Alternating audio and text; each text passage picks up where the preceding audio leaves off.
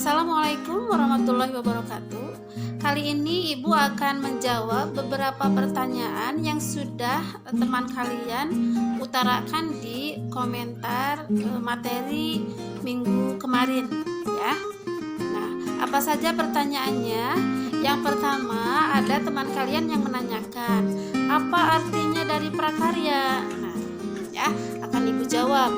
Prakarya ini yaitu artinya hasil karya buatan tangan. Hasil karya buatan tangan. Ya, berupa kerajinan-kerajinan. Nanti kita akan membuat. Nanti kita akan bahas apa saja kerajinan tangan yang akan kita buat sesuai dengan materi yang sudah kita bahas kemarin, yaitu tentang serat alam, baik dari serat tumbuhan maupun hewan. Ya. Pertanyaan kedua, ada yang bertanya di sini, apakah selain buah kelapa, apakah ada buah lain yang dia bisa dijadikan sebagai kerajinan untuk serat dari serat ini? Nah, kalau dari buah itu hanya buah kelapa saja yang bisa digunakan sebagai kerajinan dari serat alam. Ya, banyak sebetulnya buah-buah yang lain seperti apel, pir, jeruk, alpukat gitu ya. Nah, itu kalau itu serat yang bagus untuk tubuh, untuk dikonsumsi, tidak dijadikan sebagai kerajinan ya.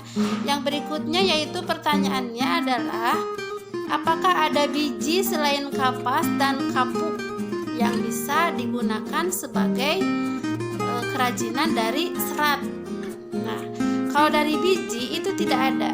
Jadi hanya dari biji kapuk dan biji kapas saja. Tidak ada dari biji yang lainnya ya. Pertanyaan berikutnya, bagaimana cara mengolah atau menyusun suatu prakarya agar menjadi sebuah karya yang menarik dan bermanfaat? Nah, apa jawabannya dari pertanyaan ini? Jadi minggu kemarin kita sudah bahas bahwa ada 5 syarat dalam perancangan pembuatan kerajinan atau hasil karya. Yang pertama apa? Ada kegunaan. Ya, masih ingat? Ada kegunaan, ada kenyamanan, ada keluasan, ya. Ada apa lagi? Ada estetik, yaitu keindahan. Nah, kita harus mengacu pada 5 prinsip perancangan kerajinan ini agar kita dapat menghasilkan kerajinan yang indah, yang bisa dimanfaatkan, yang bisa kita gunakan.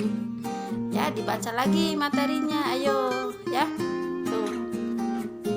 Pertanyaan berikutnya, apakah serat pisang bisa digunakan sebagai kerajinan?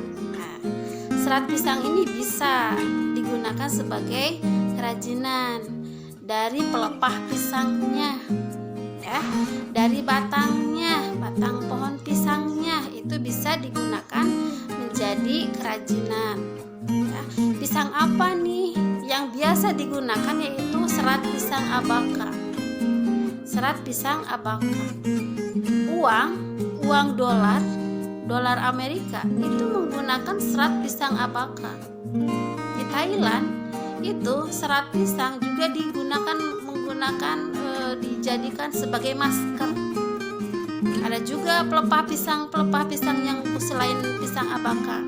Itu bisa digunakan dibuat kerajinan menjadi sandal, jadi tas, jadi tempat pensil ya, jadi aneka macam kerajinan ya.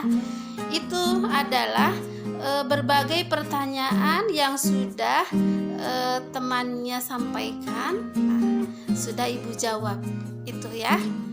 Dilihat lagi materinya, dipelajari lagi.